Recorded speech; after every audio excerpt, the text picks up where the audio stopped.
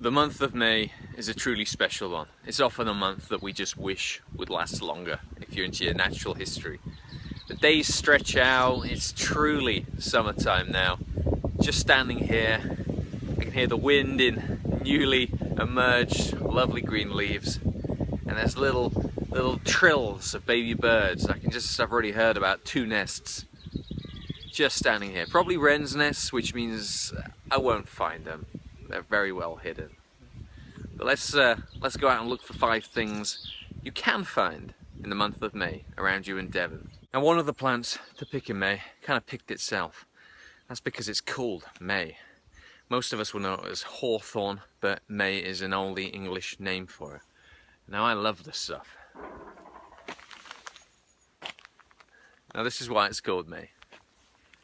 Blossoms this time of year, every year. Sometimes late April, okay, but mostly in May. And this is what it all looks like at this moment in time. Lovely, frothy blossoms. Another easy pick for me was the cuckoo.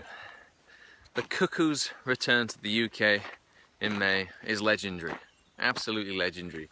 I talked about the swallow being perhaps one of the most iconic returning migrants in this country, but perhaps the cuckoo even beats that. It's perhaps the first bird song that as a kid you sort of get taught. And then if you're into your birds, you build up the others around the cuckoo. Now, the cuckoo, unfortunately, is very much on decline. We're losing habitat for the cuckoo in this country. Also, a lot of Maltese people seem to enjoy blowing out the skies with shotguns, so there's that problem as well. Combination of factors. It's usually a combination of factors. But you're going to have to work quite hard in Devon to hear or see a cuckoo. Aim for the moors, Dartmoor, Exmoor, and listen out. But if you do hear one, enjoy it, because sadly, they just might not come back one year. So treasure the memory of the cuckoo. Go on, boys. Let's go find the rest. Come on. Psst, come on. Good lads.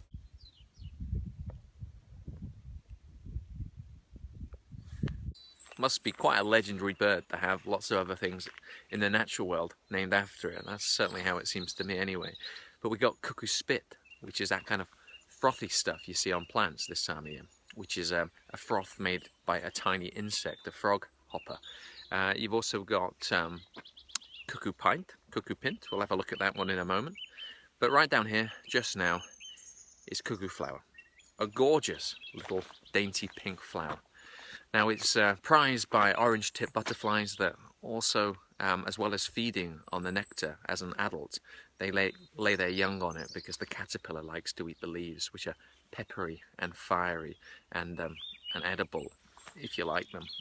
Bit too strong for me.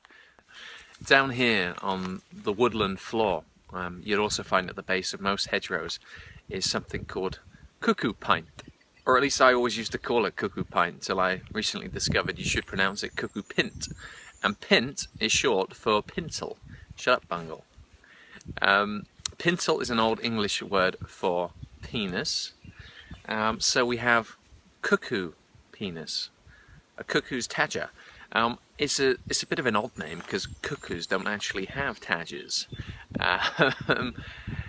But hey, apparently the centre of the flower resembled one, and it got its name because it usually emerges when the cuckoos call. Let's take a closer look at that one. Too many dogs in the way. Hey, come on, watch out. Watch out.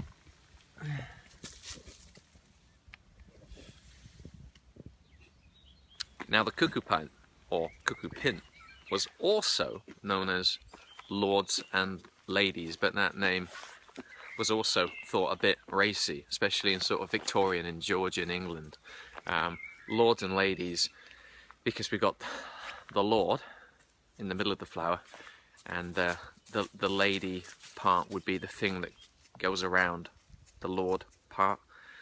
I don't need to say any more than that, do I? Anyway, whatever you want to call it, Cuckoo Pint, Cuckoo Pint, Lords and Ladies. Arum Lily is another name. It's probably the safe name, isn't it? but where's the fun in that? I'm just walking up the Tarka Trail here, looking for some of the other things I wanted to point out. But I smelt that hawthorn tree a mile off. I knew hawthorn was coming. That's the sort of fragrance, it just fills up footpaths with its perfume. And here, just got a wee bit more. Wee bit more. It's bloody great. And the bush, of course you've guessed it, big native flowering shrub. It's great for insects, it's dense, great cover for nesting birds. And then we got the berries later in the year. Absolute star for wildlife. And now we've reached something else I wanted to point out. We're going to have a closer look at those purple things up there. Orchids. You gotta love orchids. Now, just to keep up the theme of flowers which are named after genitalia, the name orchid, named after testicles. Not immediately obvious why when you take a closer look at the plant. I was giving it some thought the other day, which part of the orchid resembles testicles. Anyway, please email me if you can tell me the answer to that one. But the early purple orchid is the first one out. And I always look out for it because it's just another marker of the year. And orchids, I was always brought up as though been told that orchids were rare and special. And so when I first started seeing them on my own walks, I was really quite thrilled by them. Now, they're actually quite a common roadside plant in Devon, but I still enjoy them.